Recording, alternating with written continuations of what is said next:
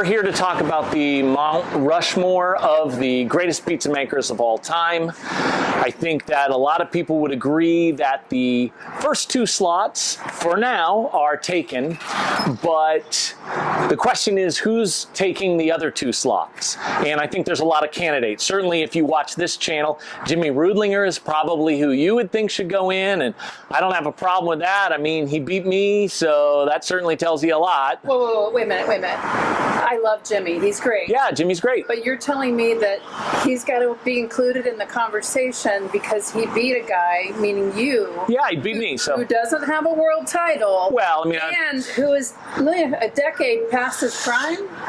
Okay, so all right, I'm just saying in the conversation, Jimmy Rudlinger. Come on, he's my boy. I love Jimmy. Okay, so then you've also got to consider Werner Lumker. He's won 2 out of the last 3, and actually, why I think you need to consider him is not only has he won the title twice, and he's been in the finals a bunch of times, but, you know, I'm friends with him on social media now, and I look, and he is more proud of when one of his employees beats him than when he wins something, and that means he gets it. And that, to me, puts him on the list. I'd like to talk about Rene De Gea, not just his success, but if you in the community of fastest pizza makers, he has so much respect. I think a lot of people would put him on there. Mustafa Habib, you know, this guy won 2 world titles and was competitive for a bunch of others. Paulie Grewal won 3 of them. I think you have to consider Brian Edler for his success outside of that contest, winning the international title in Italy.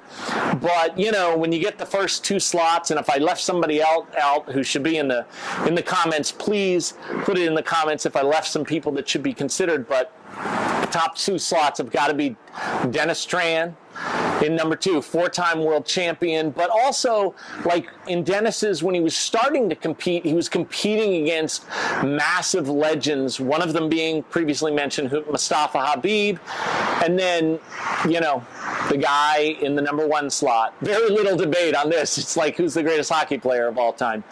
7-time world's fastest pizza maker champion, Waheed Awsim. And that is the guy that we are visiting today, and Waheed is right in here in his pizza shop, Johnny's Pizzeria, which sells some of the most high-end pizza slices you will ever have. So let's go in and say hello. All right, I'm sure he's behind the counter, so it might take a while to get his attention.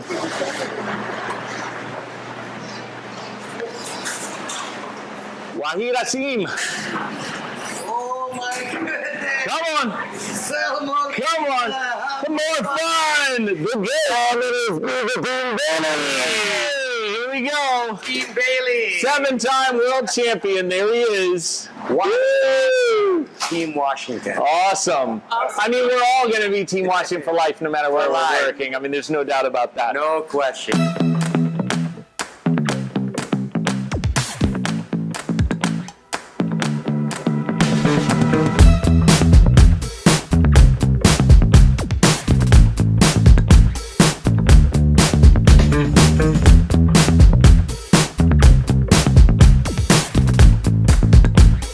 Once again, thank you very much. You know I love your lunch. If you have not had Johnny's Pizzeria, if you live in Alexandria, Virginia, these, I mean, they're just one slice is enough. He always gives me 2. I only ask, you know, I always ask for this, and he throws me in another one.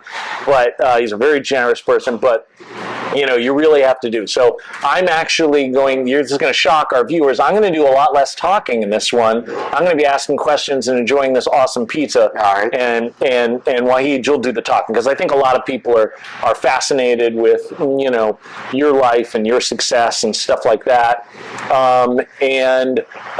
You know, we want to talk a little bit about the guy who made such a big difference in our lives. But let's start at the beginning. Where were you born, and how did you get to this area? Yeah, I was born in Kabul, Afghanistan, and came to U.S. in 1985.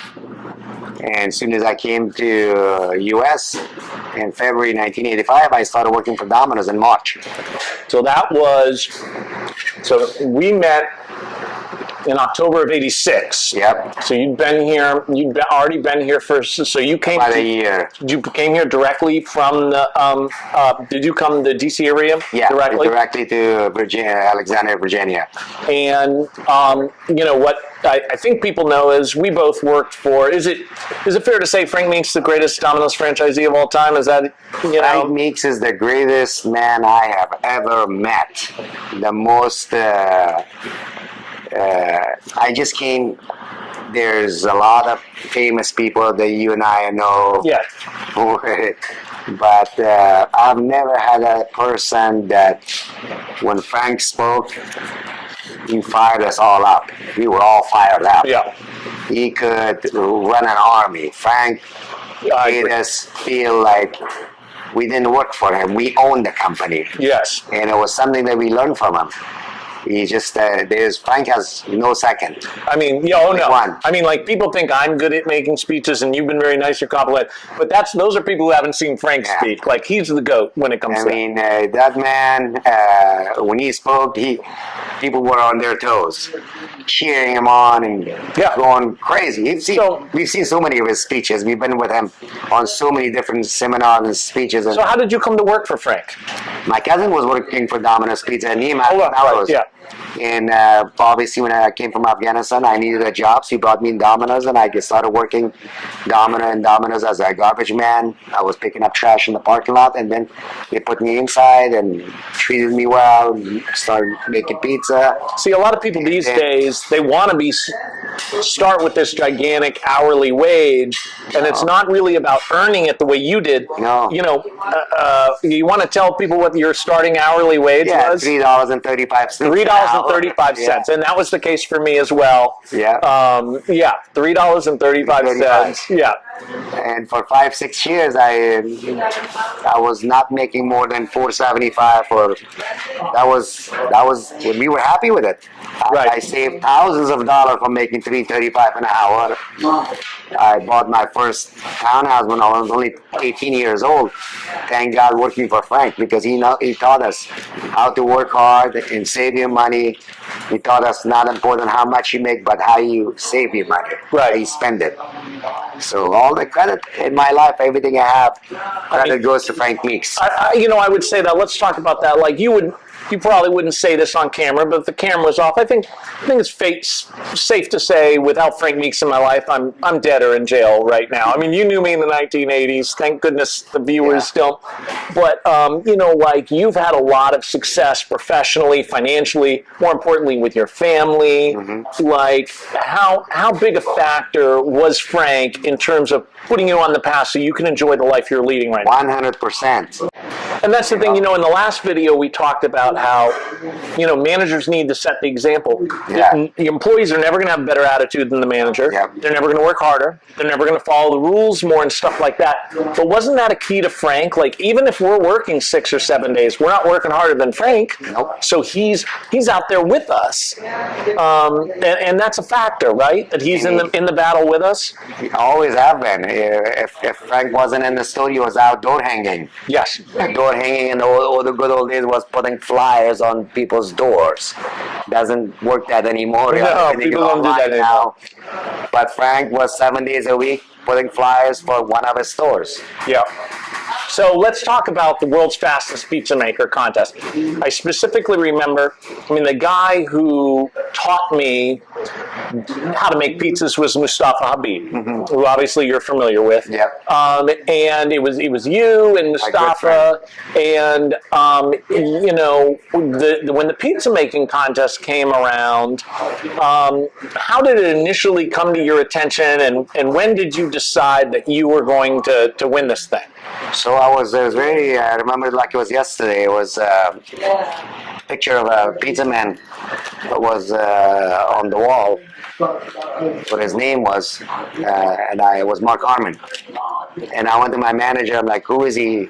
And I had to take Nemat with me to translate. For those that don't know, Mark is the first world's fastest pizza maker. Mark Harmon was the first fastest. So he told me he's Mark, and I said, why his name is in the picture is there? He said, because he's the fastest pizza maker in the world.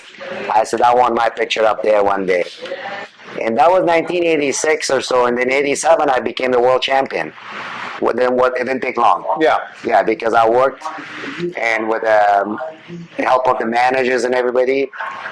I couldn't speak English, but I was doing dozens of shows a week about my skills. So let's talk about that. Like, there were a couple of things that as an outsider, I really thought set you apart. One of them was that in later years, when you had won it continually, in the preliminary rounds, people would get better times than you sometimes. But then you get on stage in front of 9,000 people, and there's television cameras and there's lights. All of a sudden, their time is a lot slower, and yours is the same or faster. And the gap, whereas they were encouraged by qualifying faster than you, that's not what happened in the crowd. Like, how important was that? The fact that you did not get nervous in front of gigantic crowds. No, it was just that the way Frank taught me to overcome those anxieties and stress and overwhelming. But of course I was getting nervous, but I said, it's 3 minutes. How bad can you do in 3 minutes? So give it all you can. So and yeah, every time, the time that I won the championship, the second runner-up was always a minute or half a minute behind me. But when I lost, I always lost by a second or half a second or 2 seconds. Yeah. I mean, when Mark Harmon won initially, you wind up winning the next time, I think, and your time was almost like 3 minutes faster than he had originally set the record. Like, it wasn't even close. It was crazy. My Mark Harmon's time was 5:01. Okay. And the first year when I broke it, my time was 4:56. And then in 88, that was 87. In 1988, I broke my own world record by 2 minutes. So the time went down to 2:56 from 4:56. Wow. I shaved 2 minutes out of my own time. Now, for those of you that have seen, like, when I've done the contests, and I've never been as fast as Waheed, and they're listening to those times thinking that's not a big deal. Back then, you had to do an entire tray of medium and an entire tray of large. It was called the 2-tray competition. So you can't compare the times of these people doing 50 seconds when they're doing 3 pizzas to what we were doing back in the day. It was 14 pizzas. In the beginning, it was 16 pizzas back in the 80s. For sure. Then it was back in the 90s and early 2000, 14 pizzas. And then my fastest time ever was 2001. My last championship was 2 minutes and 34 seconds. Okay, so now let's get to what I consider the most important thing. And here, there's something that I've only said once on camera that I'll said before. Like, in 1995, when I won Manager of the Year, I knew going into that year I wanted to win it. And I was inspired a lot. I've never told you this because, we're guys. We don't talk about feelings and stuff. But, we're older now. We can do it a little bit. Your hard work really inspired me. And I knew, listen, let's face it, I was not as good a manager as Dave Palmieri, or there was a lot of people. Rick Peterson. There was like a whole lot of managers that I felt were more skilled than me. And I figured, but I had seen what you did. Maybe the store was a better situated than some other stores also. Well, I just really felt strongly that if I worked way, way harder than them and I got together a better crew, that would make the difference. And for you, the reason why I'm bringing it up to you is you practice more. Excuse me. You practice more than anybody else. I would see you practicing at Duke Street. 22 trays a day. Yeah, it was unbelievable. And it was like, I remember Frank saying, one time, and the year that when Mustafa finally came and broke it, he finally put in a ton of practice. But Frank stood up and he said, every single year, the person that has won the world's fastest pizza maker or won Manager of the Year has been the person who worked the hardest for it. There's no beating hard work, right? Yeah. No, speaking of hard work, man, you gave yourself some credit. You're the hardest working man I know. Okay, well, all right. Don't get me emotional. No, you're the hardest working man I know. If you're telling me about my hard work, then people need to know about how hard you work and how you put your heart, your soul, You mind everything into your job. I've known that about you for many years. Well, It's a fact. okay. I appreciate that, but this video is supposed to be. I love you, man. Love you, man. You really didn't need to say that. I really. No, you are the but- most honorable man I know. You are very honorable. Yeah, but I paid huge prices for being honorable in the Listen, past. it's I'm okay. a little too honest, a little too honorable, but that's okay. Doing the right thing, it goes a long way. I agree. And in the end, like, yeah, we talked about that in the last video. I could have made different choices just to get along and had a lot more financial success, but I really do feel good about the way that I treat it and have seven-time world champs say that kind of stuff about me that I wasn't expecting. This is from right here.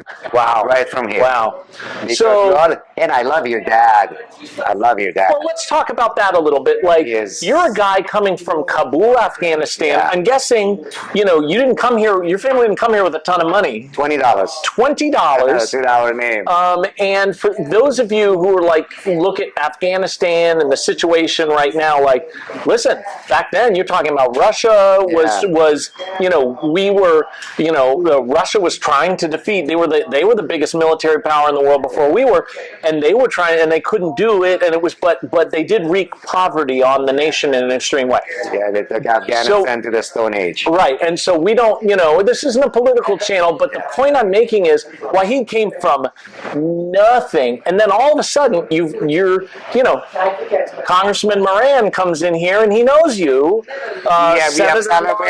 We've celebrated Dad's birthday here, and you've been so generous with him over the years, but also like all of a sudden you've got a guy who came from nothing, and you turned a position, fastest pizza maker, into a celebrity item. Like you were on every talk show. What are some of the talk shows that you were on just to talk about all your world records? Yeah, I've been in a lot. I've been on Good Morning America. I've been on the Regis and Kathy, Regis and Kathy, the Ricky Lake, Tyra Bank. I mean, you name the show I've been on. Yeah, you I've done literally over would do them all. 400 television show I did for Dominos. So you name from any local shows to major CNN, Fox. Yeah. Magazines like People magazines, U.S. News and World Report magazine, Washington Post, New York Times. That's incredible. And that was there. Nobody had done that previous to you to get that level of fame. No. And now we're going to talk about, I think that people look at the prizes for World's Fastest Pizza Maker and they're judging it, but there's some things that you don't do. In 1995, when I eventually lost national to Freddie Wiebe and there was a cash prize for that, would it surprise you if Frank got mad and just cut me the check that I would have if I would have won it? Yeah. It wouldn't surprise you at all, right? Well, of course he did. Yeah. And when you would win the World's Fastest Pizza Maker, that check that you got on stage, that wasn't your only prize, was it? No, every time. You want to talk a little bit about that? Sure. Every time when I won the championship, I either got a free car, Frank bought me a car, or I did a commercial for TV, a TV commercial for Domino's, which is it was a tremendous amount of royalty that I received from that commercial. I won a BMW, Mercedes, a Toyota MR2, IROC Z. And then I remember he had given you so many cars. At one point, he just had to cut you a check because you didn't have anywhere to put all the cars that you had, right? Yep. And that's just got to make you feel good to come from that position. He always rewarded people for hard work and dedication. And so, let's talk about the last piece of evidence, not that you need it, but to be considered the greatest pizza maker of all time, is this. And this is a story not a lot of people know, and I'm not, I want to play politics. I don't want Domino's to get mad at me, but we're going to talk about it. I was selected to coach the 50th anniversary World's Fastest Pizza Maker team. And, I think it's been long enough where I can reveal this. This was a little more WWE than actual thing. Like, it was predetermined that we were going to lose. Certainly by the rules, like, I had to pick my team from just people I had worked with. The opposing team, because it was Team Washington versus the world, was selected from the other 9,000 franchisees around the world. So it was one franchise versus 9,000, and they had told me, hey, Jim, you're going to be the bad guy, because back then, Team Washington, as of the 50th anniversary, had won more. Their employees had won more than half of the world titles just from one franchise, and so they had said, "You're going to be the bad guy." I remember even I gave them this opera song that I wanted to enter the stage, and they're like, "No, no, no, you're coming to Darth Vader's theme because we need to assure that they're going to boo you." Right. And they made me stand there with a shirt that said "Beat the World," and they said, "You need to hold that pose while they boo and look at me off stage and don't drop it till I say." And it's like, okay, they finally got to drop it. And it was actually kind of fun being booed by that many people. But I realized that if we're going to lose, I'm going to make this a real thing. So I brought people back, and you had not made a Domino's Pizza for 10 years when I brought you back, right? And so they were like, well, hey, Waheed works for the competition. I'm like, he doesn't work for the competition. He's not even a competition. He makes $5 slices, and there's pictures of him in a Domino's uniform all over the entire thing. He is right in the middle of Domino's area. He's not competition. He's the most famous pizza maker of all time. If you're going to have the 50th anniversary, he has to be there. And eventually they agreed. And then when we first practiced, of course, I remember it was Robert Donner even telling me, hey, we got, well, he's probably going to work pretty hard, but right now he's not even faster than you, Jim. But what was crazy about it was you had not made a pizza for 10 years, and I was like, listen, he'll get eliminated in the first round, but it'll be sentimental, sort of like what's going on with Serena Williams now. She can't win this tournament, but it's sentimental here. And so I'm like, hey, he's going to get nixed right away, and blah blah blah, and unfortunately, for I guess everybody involved but you, by the time we got to Vegas, you actually were the fastest pizza maker in the world again. Yeah. And so all of a sudden, there's cameras, there's lights. I think there might have been 11,000 people there. I've seen celebrities that are in the first couple of rows. And then after round one, all of a sudden they were like, what's going on? Because you were the fastest pizza maker in the world. Round one, And so, like, I don't think listen, nobody gets mad at WWE wrestling for this, but I'm just going to say this for the first time. Waheed was never actually beaten. He was never actually beaten in that contest. Before we got to the semifinals, we were informed, hey, it's got to be a Domino's person, and so we threw it a little, but I don't think people realize that. Lori made me go to every pizza like 7, 8 times. I know, but it's just, it is what it is, and the pizza, I think it would have been great for you to win it, and by the way, they wound up setting a world record, that time. I was just so happy to be there. Yeah, and it was just, the crowd was happy you were there, and it was a wonderful event, but for the record, we're finally revealing today, Waheed never actually got beat. I can't thank you guys enough for inviting me. It was a big deal. I wasn't going to do it. I wasn't going to do it without you. I was really well, no, we were honored to have you there, and that should have been how it was. It was great to talk it out. Okay, so you've got to go, but it was great to have you. I love you. It's always a pleasure. Absolutely. I got to make some pizza. Okay, no problem. Go make some pizzas.